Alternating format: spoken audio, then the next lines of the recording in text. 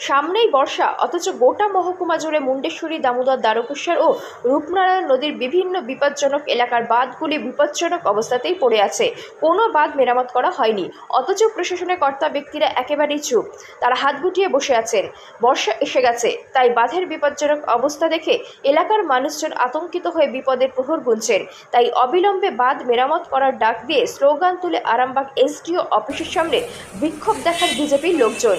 বিজেপির 3 বিধায়ক একত্রিত হয়ে এই বিক্ষোভে সামিল হন। আরামবাগের বিধায়ক মধুসূদন বাগ, গোঘাটের বিধায়ক বিশ্বনাথ কারক ও খানাকুলের বিধায়ক সুশান্ত ঘোষের নেতৃত্বে এই বিক্ষোভ কর্মসূচি পালন করা হয়। তারা বলেন, গোটা মহকুমার মধ্যে খানাকুলের অবস্থা বিপজ্জনক, কিন্তু এখানেই বাঁধের অবস্থা অত্যন্ত খারাপ। তাই বৃষ্টি হলেই বন্যা হয়ে যায়, এখানে ঘরবাড়ি ভেসে যায়, ফসল নষ্ট হয়ে যায়। তাই আমরা 1 সপ্তাহ সময় দিয়ে গেলাম। 1 সপ্তাহের মধ্যে কাজ শুরু না হলে আবারও বৃহত্তর আন্দোলনে নামা হবে বলে হুমকি দেন এই 3 বিধায়ক। 24 আওয়ার্স আরামবাগের রিপোর্ট। ভারত মাতা কি বিজেপি জিন্দাবাদ। দিকে দিকে এসসি এসটি সমাজের উপর অত্যাচার করা হচ্ছে কেন? তৃণমূল কংগ্রেস চপ দাও। অবিলম্বে দোষীদের শাস্তির ব্যবস্থা করতে হবে। এসসি এসটি সমাজের উপরে যারা অত্যাচার করছে তাদের অবিলম্বে শাস্তির ব্যবস্থা করতে হবে।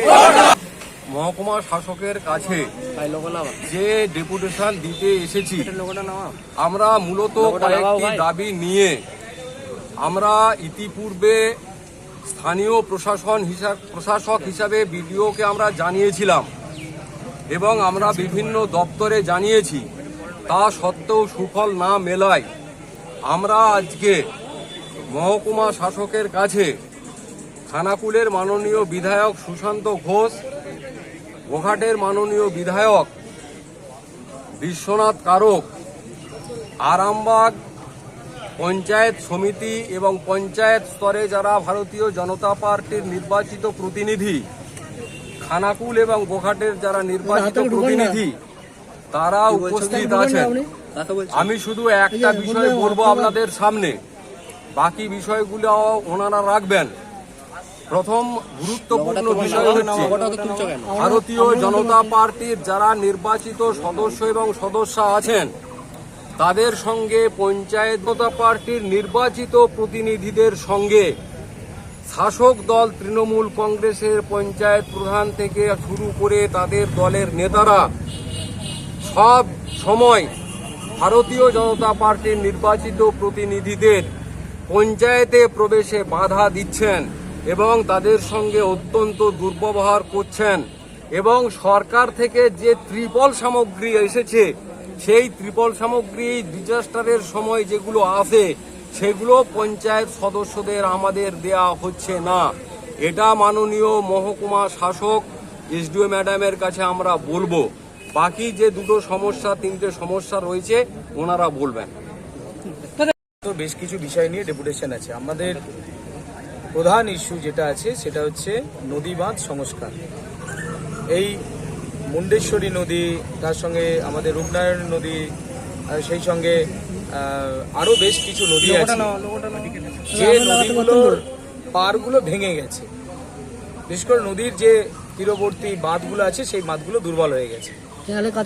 এই সময়ের মধ্যে আর কিছুদিনের মধ্যেই আপনারা দেখতে পাবেন বন্যা এসে যাবে। অতিবৃষ্টি শুরু হলেই বন্যা হয়ে যাবে। কিন্তু নদী বাঁধগুলোকে বাঁধার জন্য প্রশাসনের পক্ষ থেকে কোথাও কোনো সদিচ্ছা নেই। বিভিন্ন জায়গায় ভেঙে রয়েছে, ধসপ্রবণ হয়ে রয়েছে। একটু জল বাড়লেই বাঁধগুলো ভেঙে যাবে, চাষের জমি নষ্ট হবে। তাদের সামিল হয়েছি। আজকে টেবিল ডেপুটেশন আমরা দেবো। আমরা 3 বিধায়ক সহ আমাদের পঞ্চায়েত প্রধান রয়েছেন বিভিন্ন, সেই সঙ্গে আমাদের পঞ্চায়েত সমিতির সদস্য অনেকেই রয়েছেন, পঞ্চায়েতের সদস্যরা রয়েছেন। আমরা আজকে একটা ছোট করে টেবিল ডেপুটেশন ওনাকে দেবো। এরপরে যদি নদী বাঁধগুলো দ্রুত সংস্কার না করা হয়, যদি এই ডিজাস্টারের সময় তিরপল সঠিকভাবে না দেওয়া হয়, যে ত্রাণ সামগ্রী সেইগুলো সঠিকভাবে না দেওয়া হয়, তাহলে আমরা বৃহত্তর আন্দোলনে নামবো। 1 সপ্তাহের মধ্যে সমস্ত নদী বাঁধ যেগুলো দুর্বল হয়ে রয়েছে সেইগুলোকে দ্রুত রিপেয়ারিং এর ব্যবস্থা করতে হবে। এই জন্যই আজকে আমরা এসেছি। আরো কিছু বিষয় আছে আমাদের বিশ্বনাথ দা বলেছেন। নদী বাঁধের সম্পর্কে আপনারা বলেছেন, পঞ্চায়েতের ব্যাপারে বলেছেন। আপনারা জানেন, আমি বলতে চাই এই সরকার হচ্ছে উদাসীন। এই যে সরকার চলছে তাই তলাবাজি সরকার এই সরকার এখন নতুন করে দেখবেন গরিব মানুষের ওপর আক্রমণ হানছে। আপনারা দেখবেন যে যারা গরিব এলাকায় যারা ঘোরে, গরিব মানুষ ভিক্ষে করতে বেড়ায়, গণপিটুনিতে তাদের মারা হচ্ছে। যারা রিক্সাওয়ালা টোটো চালায় তাদেরকে আক্রমণ করছে এই সরকার।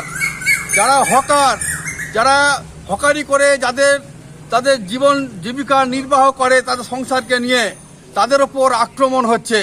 দেখবেন বিভিন্ন জায়গায় গরিব মানুষের ওপর আক্রমণ হচ্ছে এবং এলাকায় যারা গ্রামে যারা ক্ষেত মজুর তাদেরকে কাজ দেওয়া হচ্ছে না, তাদের ওপর আক্রমণ করা হচ্ছে। সেই জন্যই বলতে চাই, ওনারা বলেছেন, দুজন বিধায়ক বলেছেন, আমি বেশি কিছু বলবো না। আমি এইটুকু বলতে চাই যে যারা আজকে গরিব, যারা আজকে হকার নিশ্চয় রাস্তা পরিষ্কার করবে ঠিকই। আবাস যোজনার বাড়ি দেওয়া হবে, আগাম তার কাছ থেকে 25,000 টাকা নেওয়া হচ্ছে। দেখবেন যে 100 দিনের কাজ করতে গেলে যদি 15 জন কাজ করে, তা 30 জন তদারকি করছে সুপারভাইজার। কেন হবে? এই চুরি, এই দুর্নীতি, এগুলো বর্জন করতে হবে। সেই জন্য চুরি মুক্ত পঞ্চায়েত করতে হবে এবং গরিব মানুষের পাশে থেকে কাজ করতে হবে। এই দাবি নিয়ে আজকে আমরা এসডিওর কাছে আমরা এসেছি। আমাদের দাবি আছে, অনেকগুলোই দাবি আছে, ভার্বালি আমরা কতগুলো বলবো। আমাদের 4টে মূলত দাবি আছে, বাকি অন্যান্য যেগুলো ভার্বালি আছে আমরা সেগুলো বলবো। অনেক জায়গায় রাস্তা খারাপ হয়ে গেছে, বাঁধ গর্ত হয়ে গেছে,